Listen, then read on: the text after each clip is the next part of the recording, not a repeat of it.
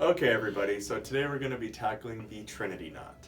The Trinity Knot is a nice middle ground between really fancy, like the Eldritch Knot, and really casual, like the four-in-hand knot.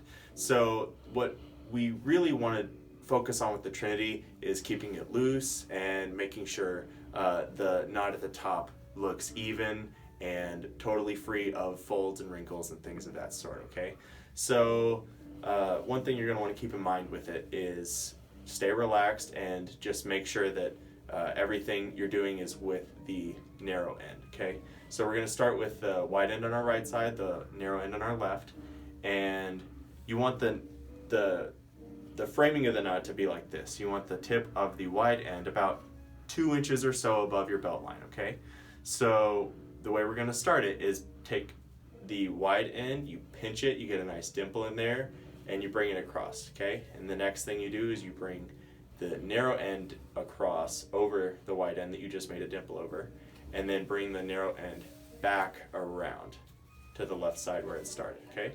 Next thing you're gonna do is take the narrow end and bring it through the neck loop and back down. From the left side that it started on, you bring it over to the right side, crossing over the shape you just did. And then from the right side that it's on now, we're gonna bring it under and through the top neck loop, up and down. So now we have a nice heart shape and the narrow end is in the front. What we're gonna do now is from the loop we just created across the front of the tie, we're gonna take the tip of the narrow end, point it down and through that loop, and pull it down to the left side. Again, the left where it started. From here, this is where it starts to get a little tricky. We're gonna bring the left side down through the back.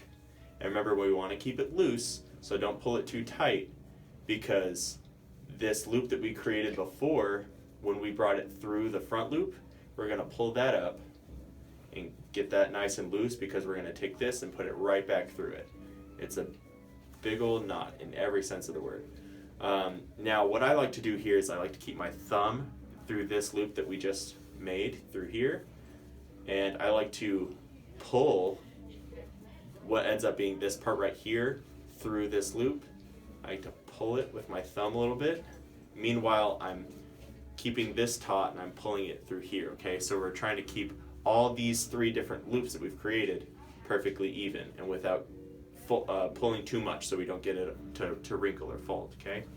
So now that we've pulled it just enough, all these are nice and firmly together, no wrinkles or folds, we're taking the narrow end and we're pulling it down through the top loop so it can kind of pull down, okay? Now, from here you can do 3 different things.